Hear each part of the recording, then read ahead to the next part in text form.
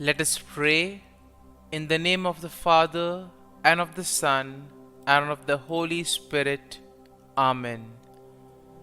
O Jesus, through the Immaculate Heart of Mary, I offer you my prayers, works, joys, and sufferings on this day for all the intentions of your Sacred Heart, in union with the holy sacrifice of the Mass throughout the world, in reparation for my sins, for the intentions of all my relatives and friends, and in particular for the intentions of the Holy Father.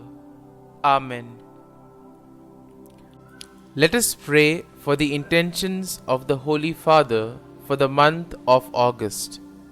For political leaders, we pray that political leaders be at the service of their own people, working for integral human development and for the common good, especially caring for the poor and those who have lost their jobs. Our Father, who art in heaven, hallowed be thy name. Thy kingdom come, thy will be done, on earth as it is in heaven. Give us this day our daily bread, and forgive us our trespasses, as we forgive those who trespass against us. And lead us not into temptation, but deliver us from evil. Amen. Hail Mary, full of grace, the Lord is with you. Blessed are you amongst women, and blessed is the fruit of thy womb, Jesus. Holy Mary, Mother of God, pray for us sinners, now and at the hour of our death. Amen. Glory be to the Father, and to the Son, and to the Holy Spirit, as it was in the beginning, is now, and ever shall be, world without end. Amen. My dear friends, the Word of God welcomes you this morning.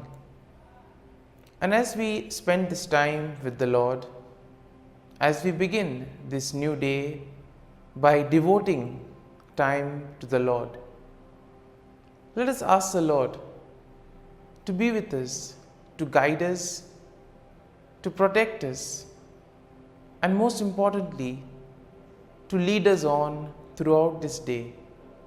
That whatever we do, the words that we speak, the actions that we do, that they may all radiate the goodness, love, mercy, and peace of the Lord.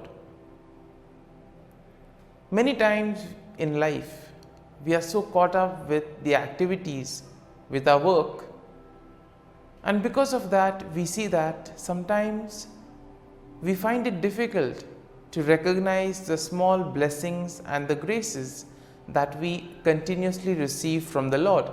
And because of this reason, we sometimes tend to take these things for granted. Therefore, it would be appropriate as we begin today's morning offering that we spend time thanking the Lord. With a generous heart, the Lord has been giving us many graces, many blessings, and therefore let us thank Him for all that He has done for us. We begin by thanking the Lord for the gift of life, for giving us good talents, abilities. We also thank the Lord for the gift of our family members, friends, relatives, near and dear ones, and all those who have played a very important role in our lives. We see that these individuals have been ones who have shaped us and molded us. We are who we are because of their time, effort, and dedication. And therefore, in a very special way, let us pray for them and let us ask the Lord to bless them abundantly in all their endeavors.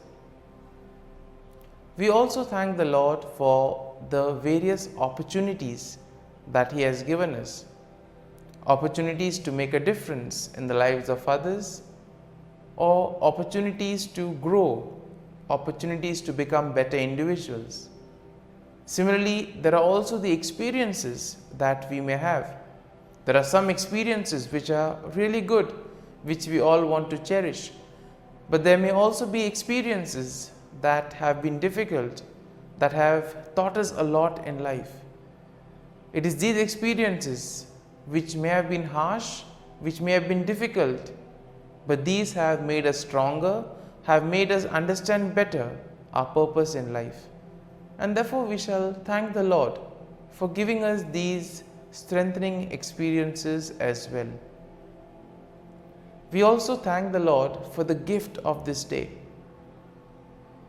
We thank Him for protecting us, for guarding us through the night, and giving us the gift of this day, a day that will help us to probably complete something that was left incomplete, or maybe to do something that may make a difference in the lives of others.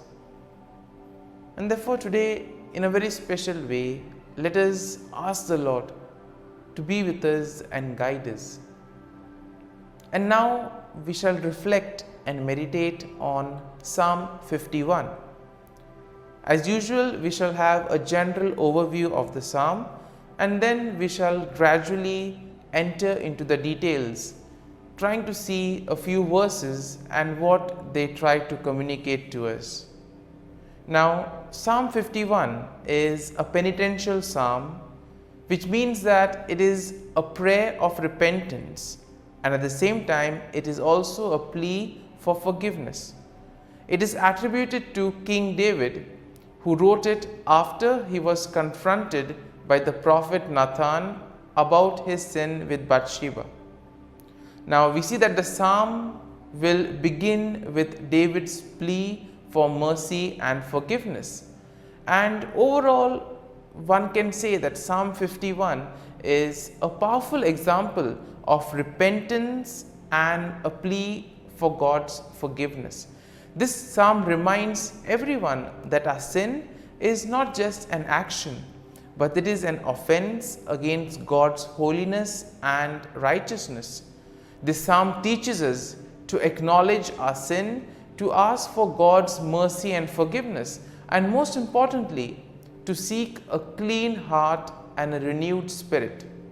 The psalm also will show us the importance of teaching others about God's ways and leading sinners back to Him. And therefore we see that today's psalm is quite rich when it comes to aspects such as repentance and forgiveness. And the psalm begins with David acknowledging that he has sinned against God, and therefore he asks the Lord to blot out his transgressions. David confesses that his sin is ever before him, and that he knows that he has sinned against God alone. Now moving along to verse number 4, we see that David will recognize that his sin is not just an action, but it's an offense against God's holiness as well as God's righteousness. And he acknowledges that God is just and righteous in his judgment, and that he deserves the punishment that he is receiving. And therefore here we see that David takes responsibility for his action, and therefore he knows that whatever is happening to him is as a consequence of the sin that he has done. Moving along to verses 6 to 9, here we see that David asks God to cleanse him of his sin and to create in him a clean heart. It is here that David recognizes that only God can wash away his sins and can make him pure again. He also asks God not to cast him away from his presence, but to restore the joy of his salvation. Moving on to verse 10, we see that David asks God once again to create in him a clean heart and to renew a spirit within him, a spirit that is right, a spirit that will not mislead. And this is a plea for God to change David's innermost being so that he can live a life that is pleasing to God.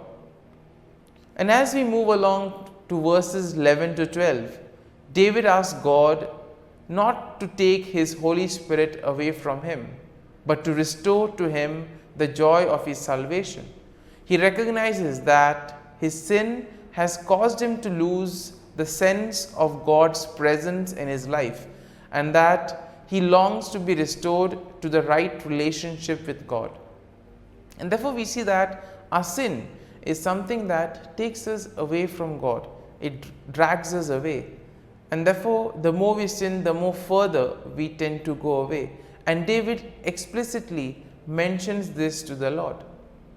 And then as we move to verses 13 to 17, here we see that David promises to teach others about God's ways and to lead sinners back to him. And here we see that David is not selfish, but he wants to get others to God as well. He wants to share the forgiveness and the repentance of the Lord with others. And therefore this is also part of everyone's mission. Through our words, through our actions, we are called to lead people to God, to help people follow the right path. And we see that here David also recognizes that God does not desire sacrifice, but a broken, contrite heart. Therefore, the repentance that we have should be truly from within. That is what the Lord wants us. He doesn't want us to perform rituals, but He wants us to truly repent and mean every word that we say. And here we see that David understands that only through repentance and obedience can anyone find true forgiveness and restoration with God. And we see that the psalm finally ends with a plea for God to bless Jerusalem and to bless His people. David recognizes that his sin has not only affected him, but also has affected the entire nation. And therefore he asks God to restore them to a right relationship with Him. And so, my dear friends, having reflected and meditated on this psalm, there may be some thoughts that would have touched us, some aspects of the psalm, perhaps something on forgiveness or repentance.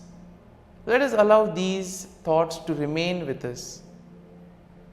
And let us now close our eyes, and at this morning hour, let us thank the Lord.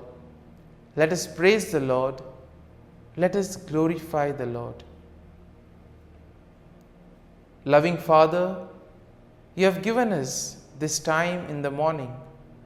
You have been gracious to us. You have given us Your Son, our Lord Jesus Christ, who has cleansed us from our sins. He has taken away all our sins and He has given us new life.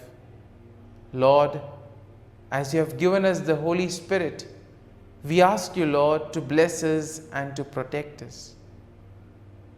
And for all this, Lord, we thank You, we praise You, and we glorify You.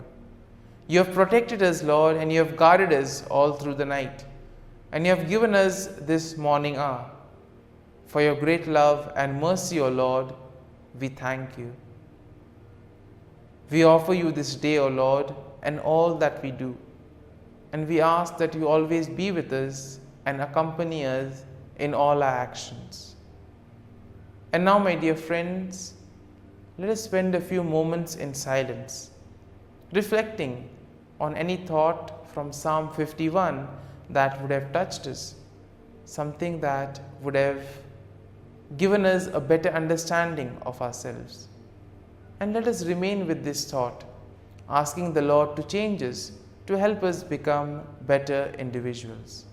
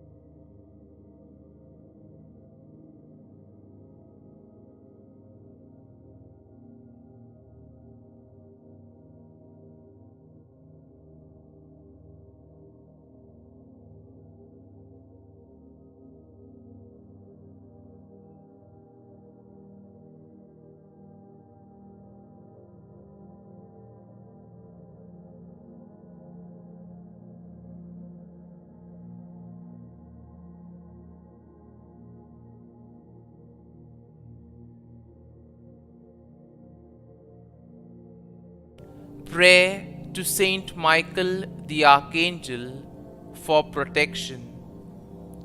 Saint Michael the Archangel, defend us in battle. Be our defense against the wickedness and snares of the devil. May God rebuke him, we humbly pray. And do thou, O Prince of the heavenly hosts, by the power of God, thrust into hell Satan and all the evil spirits who prowl about the world, seeking the ruin of souls. Amen. Act of Adoration. O Sacrament most holy, O Sacrament divine, all praise and all thanksgiving be every moment thine. Saint Gertrude Prayer for souls in purgatory. Eternal Father, I offer Thee the most precious blood of Thy divine Son, Jesus, in union with the masses said throughout the world today, for all the holy souls in purgatory, for sinners everywhere, for sinners in the universal church, those in my own home and within my family. Amen. May the divine assistance remain always with us, and may the souls of the faithful departed through the mercy of God rest in peace. Amen. Glory be to the Father, and to the Son, and to the Holy Spirit, as it was in the beginning, is now, and ever shall be, world without end. Amen.